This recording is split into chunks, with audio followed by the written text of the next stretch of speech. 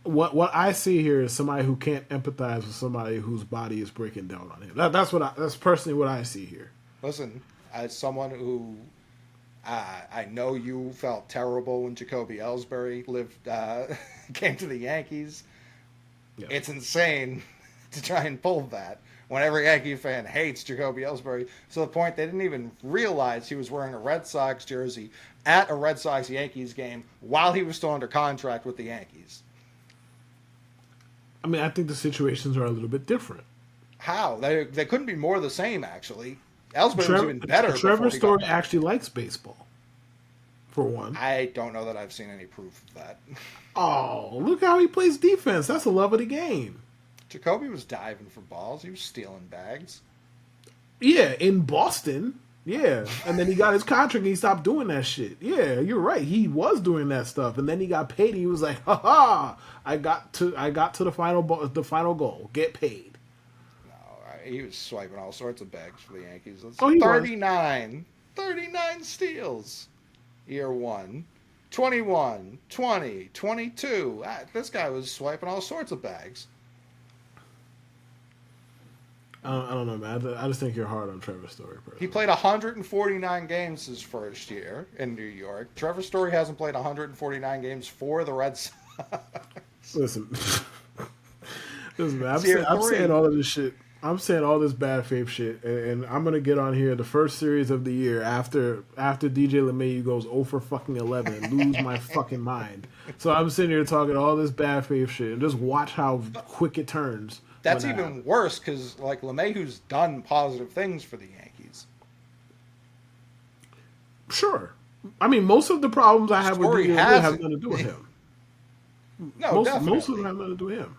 Like he didn't sign himself to that stupid ass contract. The Yankees did that. And that's where like again, if Story signed this deal, because again, he was signed to be a second baseman. The Red Sox were so lying to everybody that they're going to bring back Xander, and then eventually Xander would move to left. Story was just going to play second. Because again, we haven't had a fucking second baseman since Dustin Pedroia got taken out in like 2016. Like it's been a while. So that's also where this like ire comes from. That's directed to the organization. If they kept spending as they had for, I don't know, the rest of my fucking life leading up to that point, it wouldn't matter because it would be like, oh yeah, we missed on this one. We're just going to keep spending. Like when they signed Hanley and Pablo, they didn't not sign JD Martinez. You know what I mean? Like that wasn't how they operated. They were still like, oh yeah, we have this hole still. Let's fix it. If Story were the 7-8-9 hitter, I'd be thrilled because that's a legitimate advantage. Obviously, you know he's going to go through streaks where he's like 0 for 25. It matters less when the top half of your order is great. When he's the top half of the order, you know you're going to go through some rough patches. It just is what it is. I don't know what Trevor Story ever did to deserve all of this verbal abuse. I was going to say I wish him the best, but that would be a fucking lie. So I'm just not going to say anything. I'm not going to say anything. I wish him full health. I mean, it came into the league scorching hot. He had 27 home runs as a rookie. Somehow didn't win Rookie of the Year. I don't know. 2016? Who the fuck was this? Was this Bryce? 2016. Seager. Corey Seager got every Rookie of the Year vote. Every first place vote. He was, I don't know about every single vote, but he was great. No, I'm looking at it. He got every first place vote, all 30 of them. No, I mean I don't know if he should have rather. Is what I meant. Sure, yeah. But honestly, Story played less games. I think. Yeah, I mean Seager was rocking a 5.2 WAR. He played the whole season. Story only played 97 games. He had a higher OPS, higher slug, hit more home runs, and fucking 60 less games. Like Story came into the league smoking the ball. 17. He led the league in strikeouts. His OPS plus was somehow only 84, but he hit 24 home runs in 145 games. I don't know how those, I haven't looked into why. Oh, he drew 49 walks. But that OPS plus feels a little low for the rest of the numbers I'm looking at. What year was that? His second year. So his first full season. So I'm assuming offense must have taken a real boon league-wide if that's only getting you like a 102 OPS plus or whatever it was. 84. League-wide was 16 below 84, average. excuse me. Yeah. The offense must have been crazy league-wide then. I'm sure it was. It was 17, so that was before they started reeling it in a little bit.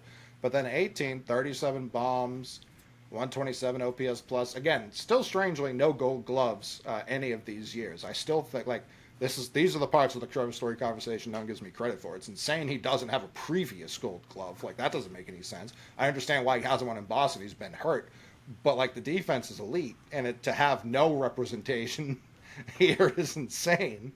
19 again. Like he hasn't missed any games up to this point. Played 145, 157, 145. Those are heavy workloads. 120 OPS plus. The COVID year he plays 59 of the 60 games, so healthy. 120 OPS plus. Last year in Colorado, he still plays 142 games. I know people have been talking about him getting injured at that point. He was still playing games. He was still above average OPS plus, barely, but he had an 800 OPS. We're looking at 737 and 566 through 2 years here. Like, that can't be good enough. Like, people, Red Sox fans in general have been like, Henry doesn't care, he should sell the team. Where's the care that I grew up with from the fans being like just holding players to a standard? That's it. That's all I need. Like, what is the standard now? Is this the standard? Because this is fucking Henry's matching that standard. I promise you, it's the same standard. Mixing it back in my day, well done. Well done. It's not even like, I even mean like 3 years ago. Like, not that far along. Like, not 20 years ago. Like, 4 years ago, we had a different standard than this. And maybe it is like being broken down by like trading generational player for no. Right. Maybe it's just apathy. It's part of it, yeah. People could be apathetic, but I also know that's not it, because anytime I say stuff like this, I get all these people, you don't know what you're talking about, he's great, he's the best player ever. Like, I get that every time. It's just like, so I know maybe for the overarching fan base there's apathy, but there's still plenty of people who really give a fuck that see this much differently than me, and I don't know what I'm missing. I think other people are just willing to give benefit of the doubt in a way that you're not. But they haven't ever before. That's my confusion. Like, that's never existed before. People can change, Mick. I guess. I'm way more willing to give people the benefit of the doubt than I was like 10 years ago. People can change. Yeah, LeMahieu could be a power hitter this year. Aaron Judge could show up in the playoffs. Maybe that's why he's not actually hurt. They're just trying to shift his calendar so that he treats October like September. Have people thought about that? Is that possible? I'll leave the Aaron Judge stuff alone. Well, I don't. If he's actually hurt, I'm going to feel bad. I don't want him to be actually hurt. He's probably fine. He's just got beat up in spring training. I'll leave that alone. The LeMahieu becoming a power hitter thing. Every time I see that man with one next to his name on the lineup card, an angel loses his wings. Let's put it that way. Every time you see it, an angel loses his wings. It's quite absurd, and every spring training we come in, we do the same stuff. The machine is back. We do this every year, and it's just, I get it. LeMahieu was dynamite in 19 with the ball juiced to the gills. He was dynamite in 20 where I don't know what you want me to take from a 45 game set. No fucking idea. But where there's no people in the stand, I have no idea what you want me to take from it. Right? No, I will say, well, as much as I shit on 2020 just for like the leagues that happened, I do genuinely think it sucks that we missed full years from people. You know what I mean? Like for sure. Some guys won't make the Hall of Fame, and it may not have even availed itself yet. Some guys won't make the Hall of Fame because they'll have a full season of numbers missing. Yeah, I never even really thought about that. Like, I thought more about the top guys not having years simply because what numbers they could accumulate. But there might be fringe guys who just lose out on a year just because, and they don't get in the Hall of Fame. That's very fair. If someone hits like 380 career home runs and they just missed a prime season where they would have hit 35 to 40, like that's a huge fucking deal. Like and it's for all the sports, like any receiver. Football played like a full season, but there were still some guys who just sat out because they were allowed to. Yep. Now, Goodell was like, you're going to play football this year, so not a lot of people took that option, but there are just guys, even minor leaguers, who just simply couldn't play that year. We're still seeing those effects in terms of guys coming up now because they had to miss that year. Yeah, they Like lost an entire year. Yep. it's a weird thing that I don't think people have still fully come to grips with. Not even talking societally because that's a different conversation entirely, but sports statistics wise, and it's the furthest thing down the list we should be worried about For sure. from that. However, it's been at the top of my mind since it happened because yeah, like you're talking about LeMahieu, obviously not even a fringe Hall of Famer, but as he was stacking those good years in pinstripes, he got one of like the three of them taken away from him. Two of them, but yeah, he did. What's two? He had the year before that, and then that year, so it would have been his second really good year. Oh, sure, yeah. Yeah, it would have been his second really good year. But yeah, do stop the cap, Yankees. Stop the cap. Stop lying in my face. Stop the propaganda. Stop hitting this man lead off every day. It does not need to be this way. You're not contractually obligated to hit him lead off. He doesn't even make enough money for you to be pushing him in my face like this. He doesn't. Like at least in the case of like Stanton, I hope it works out and he returns somewhat to form. But like, hey man, you're stuck with that. Okay, understood. If you put DJ LeMahieu at the seventh spot, nobody will care. Nobody will care. Just put him there and just leave him there, or ninth, whatever you want to do. Just leave him there. Just every year we gotta do this, bro. In every spring training, like clockwork, we hear the machine is back. He's impressing in the backfield. It's like, who gives a fuck, bro? He is 36. Who cares? He is my age. He's old. He's old, bro. He's had 2 good seasons in his career. If you want to add 2020, he's at 2.4 good seasons in his fucking career. Hitting wise, that is. Just stop. He could defend. All right. Not knocking him. He's an average hitter. It's fine. We don't need to do this. We don't need to make shit up. We don't. Part of the reason I said all that was because I'm looking at Judge's baseball reference page. He played 28 games in 2020, and this is a guy who came up later in his career. Now, I think he's kind of already punched his ticket, to be quite honest with you, because of the team he plays for. He won MVP. Like, I just think he's going to be in there. But there's a guy who came up when he was a little bit older, and he's already, like, he turns 32 in a couple weeks, basically. Let me make sure. Yeah, in literally a month, he turns 32. He's not young. He's not young by any stretch. I'll say this for Judge. If his career takes, like, and I would cry if this happens, but if his career takes, like, the same path Stanton did, like, yeah. He ain't no sure thing at that point. No, not sure thing at all. Yeah, he ain't no sure thing. If that's what happens, MVP or not MVP, even though he should have 2, but that's a different topic for a different day. But he's he's the fastest in games played to like every home run mark you could imagine, like 100. I mean, and he has the AL home run record. Remember, he does have the AL home run record. People love talking about it. But he's the fastest in terms of games played. That's why I think as long as he hits 300, which he may do this fucking year, he's only 43 away. If he hits 300 and he's the fastest to that mark, I think his ticket's stamped. But he would already. I'm not gonna lie. I didn't realize. I don't know how I didn't realize that he was this close to 300 already. But I didn't. So like he should be getting to. Assuming he plays a decent amount of games, he should be getting to 400 relatively quickly. If he gets 400 home runs, he gets in the Hall of Fame. If he plays 3, let's see, he'd need to play like 3 140 game seasons to get pretty much right there. He's 140 away, 143 home runs away from 400. So yeah, that's roughly like 300 games. Sounds about right. But will those 300 games be over the next 3 seasons? Because if it's not, then we're looking at a 36-year-old Aaron Judge, like 40 away from 400, and that's a little different. And he's going to have himself a dominant postseason run somewhere in between there, and then we'll see. Probably not. I mean, most likely not. We know that. But he will. Yeah, I mean, 106 games. 106 games last year after two very healthy seasons. 28 the year that before that. That was the COVID year. Again, not his fault.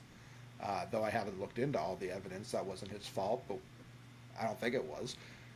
Those are, 102 and 19. Those are 60, 140, 60. That's fucking 200 games right there. 250 games right there.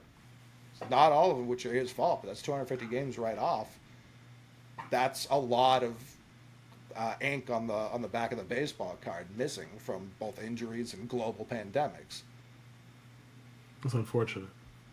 It is. As someone like I fucking hate the Yankees. I do love historically great individual players and seeing what they were able to accomplish. And if this guy's just going to sock dingers at the rate he does, that's a lot of dingers unsocked. Unsocked is crazy. But, and now he's sitting here aside, beat up in Punta Cana like Texas A&M Dak Prescott. Like it's an absurd thing to deal with, and you're gonna have him out there in center field. Like I don't know how this ends well.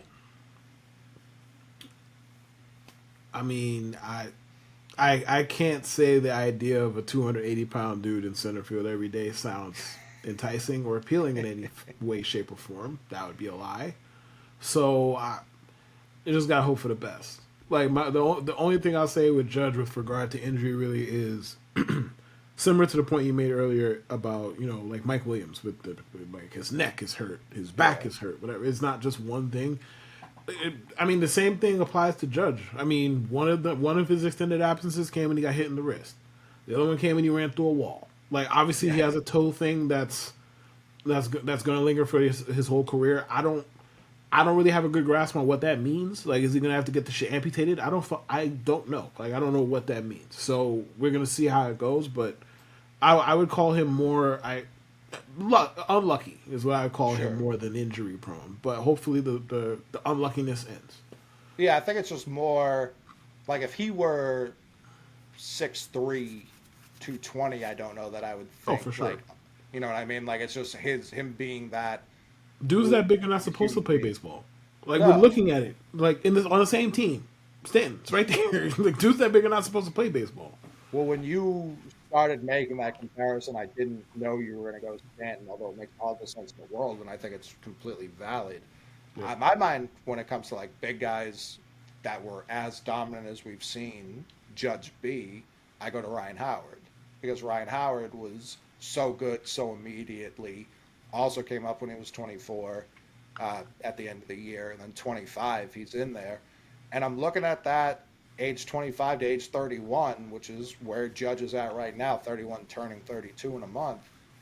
And they're kind of very the same numbers, like 140 OPS plus, 928 OPS, 284 home runs over that stretch. Like, he was ahead of Judge's pace at that point, you know what I mean? And Ryan Howard finished with 382. Like, it can end quickly, and I'm not saying that with any glee in my voice, but it just can. Even when you don't, he was playing first, you know what I mean? There was no reason. And I don't think that's. I think that's right around the corner for Judge too. Personally, like one of them got to move to first at some point. It's either him or Soto, assuming Soto is still here. And he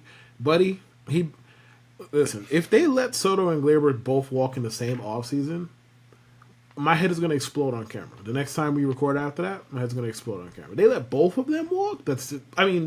One of them is bad enough, but both of them, nah, I'm gonna go crazy. I will say, I don't think both of them. You said what? I don't think both of them will be there next year. Well, I think one of them will be. Oh, I don't think both of them are going to be there either. Like, Okay. I think Gleyber's gone. Sure. I think Gleyber's gone. I think it's really fucking stupid, but I think Gleyber's gone. I think Gleyber should wait to see what happens with Soto, unless someone's offering like an absurd bag elsewhere, which I don't necessarily anticipate. I think Gleyber is gonna. We're looking at like 7 for like 105 or something like that, like 6 for 90, something like that, maybe a little bit more. With the Yankees or in the open market? Just generally, with whoever ends up signing him. I don't anticipate a huge market for him. No, I agree. That's why I think it's beneficial for him to wait at Yeah, least he for should. Soto, because if he does leave, which who fucking knows, it's a year away. If he does leave, now you've kind of got the Yankees by the balls, and you can get more. And if All they I do know sign is Soto, it's the same market for you elsewhere. It doesn't matter. all I know is they better sign both of them. They're not going to, but if you let Soto and Glaber walk out that door, and I still got to look at LeMahieu every day, 40-year-old LeMahieu. oh, I'm gonna call racism so hard. Oh my god. Ooh. Yeah, I mean, Glaber's got 49 home runs over the last 2 years. He plays second, which most teams just don't generally care about. But And I'll he tell you struck out this: 13% of his plate appearances. Go ahead. if fucking Gavin Lux is as bad as it sounds like he's going to be right now, the Dodgers just like, just go get fucking Glaber. We're done with this. He's our second baseman now. That actually would make a ton. That makes a lot of fucking sense. Actually, makes a lot of sense. I never really connected dots on that one. That makes a lot of sense. Well, we thought Gavin Lux was going to play shortstop as of a week ago. So yeah, there wasn't a lot of Right. time to True. draw those True. parallels. And Mookie was entrenched at second, so there was no real reason to think about it. And then now Mookie's the starting shortstop, and Gavin Lux is short hopping, airmailing, and doing everything between except throwing the ball to first base correctly. Yo, Yeah, having the yips must be fucking terrifying, bro. Like you just it's just like, oh god, the ball's coming to me again. Shit. I didn't really believe in the yips up until this last, we'll call it like 11 days. I've just forgotten, after a lifetime of doing it, I haven't confidently cracked an egg in like 2 weeks. Like they've been all, I'm talking shells in the pan. I dropped a full one the other, like I cracked it and it just all went on the ground. I still don't know really how it ended up there. But you talk about just not stepping up to the pot and pan confidently. I'm in the box right now swinging at air. It's unbelievable how bad I've gotten. I make them every morning. And I just, for about 10, 11 days, like 12 days ago, great. Cracking them like you wouldn't believe. Something happened 11 days ago, and I am just not seeing the ball well. And it's the most inexplicable thing that's ever happened in my life is me getting the yips when it comes to cracking the 2 eggs I have every morning. Like never seen anything like So it's the yips. Your Yankees Joey Gallo in the box right now? I've That's what's thought going on? about it. I had this thought 2 days ago. I was like, I've never believed in the yips. I thought it was just something like you could get over. You know what I mean? Like it's just like you just need to, because like I've like throughout my fucking prolific athletic career, like I've had bad stretches in little league and shit, and it's frustrating. And then you just like you start hitting them right at people. You're like, what's going on here? And then finally the ball just finds a hole in your back. But I was just like, yeah, it's just you're going through a bad stretch. Like it kind of happens to everybody, unless like your name's like Michael Jordan or LeBron James. Like everyone else kind of gets the yips. It's just you're playing bad. You'll be fine. This egg situation I've got going on, like I don't know when this ship's gonna get righted, because I feel like technically I'm doing everything I've always been doing, and I'm just not seeing the results. That is an excellent comp. When I started believing in the yips was Rick Ankiel. That's when Sure. I started believing in the yips because Buddy couldn't throw a strike. Then they put him in the outfield, and he might have might have a top 5 to 10 outfield arm of all time. And like they put him in the outfield not even that long after the pitching shit failed. It might have been the same damn year. And then they put him in the outfield. Somebody had the bright idea of trying to run the third on like a line drive to right field, and he was like, "Think again, Bucko. This ain't pitcher and kill anymore. This is outfielder and kill. Thank you." And then that was it. And he took off from there, and they could not run on the dude, even though he's the same guy who could never throw a strike. And Keel's career was weird because once he came up as an outfielder, I feel like he was a big deal. And when I go back and look at his page, it was so much shorter lived than I recall. Like he came up as He played 10, or he played 9 games as a rookie in 1999 as a 19-year-old, which is outrageous to read. In 2000, he was 20. He played 33 games, hit 2 home runs. 2001, 6 games. 2002, they just say did not play in major or minor leagues injured. That was an injury. That was not. That was in rebuilding everything. 03, they don't even have a year here for 03. 04, he played 5 games. And then again, 3 years later, when he's 27, that's when he comes up as an outfielder. So he missed 02, 03, 05, and 06. Like that. And he played 5 games in between that in 04. That's not nearly as long. Like, once he came up as an outfielder, that was a huge story, obviously. He was only in St. Louis 2 years more after that. Like, it was so short-lived. He played in the majors past that, but it's one of the stranger It's things. it's a really, really strange career arc, number one. And number two, like, it definitely wasn't long, but it transpired over a long period of time. So it's Right. like it's 14 years, even though he played like 5. You know what I mean? Like, he played like 5 years worth of games, but it was over a 14-year stretch where there was 2-3 year exoduses where you're just not in the fucking league at all. It's a stranger career than even I remember, even though I lived it and I saw it, Oh, right. and I was like, I believe in I always heard people say what the yips was, and I'm just like, okay, I don't have any personal experience with the yips. Like, okay, I saw Rick and Kill, I was like, okay, y'all right, y'all got it. The yips is a real fucking thing. Yeah, I mean, Greinke's story was kind of happening at the same time. His was just outright anxiety, which would argue were kind of the same thing. But it's another guy came up at 20, at 21 led the league in losses. By 22, he had pitched 3 games. Then he came back as a reliever in '07, which I don't remember. I wasn't watching a lot of Kansas City Royals my freshman year of college. My apologies to everyone. And then by '08, he was just like one of the best pitchers in baseball again. So even that took him about 4 good years to get back to that. But yeah, it shows how far we've come because Greinke was getting killed on like national Sports Yes, that's Center right. for just like having anxiety.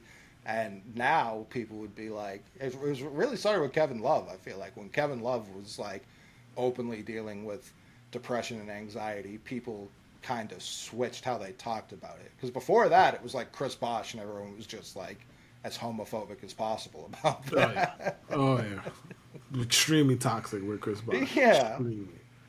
And now you got people saying he was better than Dwayne Wade. Like the pendulum swung quite far the other direction. So far. It's like, where was this when he played? And I'm not even talking about the toxic comments. I'm just talking about the basketball comments. Where the fuck was this when he played? He's the most important member of the Heat. Bro, I lived that. No, he wasn't. No, he wasn't. You Like, could this, say no, he wasn't, bro. you could say he got the most important rebound in Miami Heat history. I don't think anyone would argue with that. Right. So He's that's the like most where it ends. important Heat player. Like, no, he wasn't. Like, oh, you could replicate what LeBron did with Wade. I mean, that's not how this conversation's supposed to work, number one. And number two, that's just untrue based on the Dwayne Wade that they got after 12 anyway. But Sure. we did come a really long way from what Chris Bosh discussion used to be to now. He was underappreciated the whole time, and he's the most important member on the Heat. And I don't understand how that happened. But I can't wait for the Celtics to win the title so I can say Drew Holiday is the most important member of the Celtics. I I'll be right there with you. I fucking love Drew Holiday. Yeah, I can't wait so I could make this argument that he's the most important player on the Celtics, as if Jason Oh, Tatum, that's right. excuse me. That's right. But either one, I mean, shit, combine their names works too. Whatever, Yeah, both I of view them. them as one entity because especially since the rest of this goddamn city is constantly trying to break them apart for no good reason. Hey man, if they don't win a title this year, you got to break it up, man. It's been 7 years. Give somebody else a shot. It's why I still bring it up because it's specifically that if they don't win the title, that people think that conversation is dead. No, it's not. It's in waiting. It's in hibernation because if they lose again, you're It's for sure. buffering. I saw it after the Denver game. They lost to the Nuggets, and people were like, "You probably should think about trading Tatum." And it's just like, Haven't the how Celtics lost 14 games, bro? Or whatever it has been? 15, 14, whatever it they is. just got their 50th win. I know the losses are Bro, they're like not a 50 lot. and 15. It's March. Like, they. It's, but I saw a lot of like, and that's where it's like, that's where when you're like, maybe people have changed when it comes to like Red Sox contracts. No, they haven't, because I still see it with the other fucking teams. I like the Patriots talk right now. It's like, well, why aren't we trading? Like, yeah, get Calvin Ridley, but also trade for T. Higgins. And it's just like, what? What world are we living in where that's an option? God bless. Hopefully they get neither. I don't think we're getting either. I think it would be insane to trade for T. Higgins. Like, and T. Higgins is great. I think that would be insane. Why? I would rather. I don't know. We have like the 34th pick, I want to say. I think I would just rather have the player there, given what we know about the rest of the team, than trade it and pay him. That If makes it were sense. Ayuk, that's different, because I think Ayuk's just better. Like, I think he's just a better player. But I don't I think you agree. get Ayuk for the 34th pick and then money. I love Brandon Ayuk, so Right. you're preaching to the choir. Like, I think we're going to trade for Mike Williams tomorrow or today when this comes out after Ridley re-signs with the Jags. And I'm fine with that. Like, go sign Hollywood too, and then never play them together. Like, just play one, and then the next week play the other. I think that's genuine. Actually, the more I'm talking about it, I think it's the smartest thing I've ever said. What, play Mike Williams, alternate Mike Williams and Hollywood Brown? Yes, yeah. And then once the play, if I mean, because that team's unbelievable. Once you get to the playoffs, then you can play them both simultaneously because it doesn't matter as much. But yeah, regular season. Listen, one of you's playing 9 games, the other's playing 8. Have you thought about giving this to the front office? Giving that idea, sending it over? I mean, I've been sitting on this because it's still early enough. They've had the exact same offseason as the Red Sox so far. They've just re-signed all their players. Like, they haven't done anything. They got Antonio Gibson, who is the most Oh, did Belichick they? running back of all time. Like, I didn't see that. yeah, well, I mean, it wasn't exactly. He wasn't like the 5th best running back to get signed yesterday. And I like Antonio Gibson, but that's just the facts of the matter. Oh yeah, the running back market's been moving for the last whatever 2 days. There's been a lot of running back movement, I think which people just hate this running back I class. was about to say that because there's no way they're just on the up and up like this with running backs. Like it's directly caused by something else, and I think the something else is the draft class. Yeah, and it's like there are a couple of guys in this class I like, but there's no one. They love to try and sneak at least one guy into the first round. I haven't seen that from anybody. Like nobody's, Not a soul, not a soul, not a no soul. one's even pretended. Even when I was talking to like the deep in the draft guys like Hayden, Winks, and people out in Arizona, like they were trying to sell other people on a couple other running backs, and even they sounded like 3rd-round picks at best. Like I don't see. There's a 19-year-old running back in this draft. No one cares. No one cares at all. That's tough. But yeah, we've just re-signed everyone, and that's it. And we've let Devontae Parker go. That's it. That's all we've done. Boston sports, ladies and gentlemen. Listen, I think that's honestly the best move we've made so far. With no disrespect to Devontae Parker, I was thrilled when we traded for him. I think he's. I keep thinking it's only been 3 years. The last 4 years of his career, he's been dead last in separation for a wide receiver and football. And N'Keal Harry's played football all of those years, and Devontae Parker's been last all of them. Hey man, we respect consistency, do we not? And there's nobody more consistent than Devontae Parker. Not a soul more consistent than that dude. It reminds me of like when, granted, like obviously different context and different standard, But when Chris Davis with a K used to bat 247 for like 5 years straight, remember? Yeah, I like that. I like that consistency. Except Chris That Davis hitting is 35 home runs every year, but whatever. I like that consistency for sure. one of those years too. Like he needed to go like 2 for 3 or something the last day of the season to hit 247, and he still did. Like that four Yeah, year it's really stretch. funny. That was 15 to 18. That 4 year stretch, he hit 247 on the nose over that stretch. Every And year. this he hit that first year he had 27 home runs. He had 42, 43, 48 after that, and then went right back down to 23. Like that was that's I think that stretch of hitting exactly 247 is more impressive than like Cal's Iron Man streak. Like that's absurd. Yeah, and I was about to say, man, that's like the last batting average related statistic that I've cared about. Like that's the last one. Like Chris Davis hitting 247 every year is something I actively paid attention to.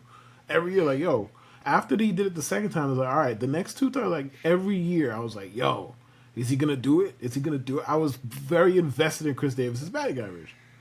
he he played well over 500 games during this stretch. Like it's remarkable. His OPS plus went up every year, every single year. He was, he was sneaky the best, like one of like the 4 or 5 best power hitters in baseball for a 3 year stretch. Like it's Man used to baseball. mash. Oh yeah, I He mean used to not for fucking mash. long, but he did it. He He, fucking like, did it. he had his little peak run for like 5 6 years maybe, but he could fucking hit the ball out the park, man. After he stopped hitting 247, 83 OPS plus. He dropped 54 points in OPS plus the next year, and his batting average was 220. And that was it. He was done. He's 78, We 75, should, in 63. retrospect, we should have known when he didn't hit 247 that it was over. Oh, In retrospect, big over. It was over when he didn't do that. Yeah. Shout out Chris Davis. See, this is a guy I start worrying about. Oh, you made $67 million. Good for you, dude. Great for you. Good job. I would have thought he got fucked just based on the time he popped. Like I was worried I Yes. was going to look and he made like 20 million, which I know some people will be like boo hoo, but truly boo hoo. He played for the Brewers and Athletics. It wasn't exactly a guarantee he was going to cash out. Yeah. Good for him. But we'll be back next week. We'll preview opening day, Korea, and the idiotic thing they're doing to the Dodgers, making them hit the regular season and then come back for some more spring training.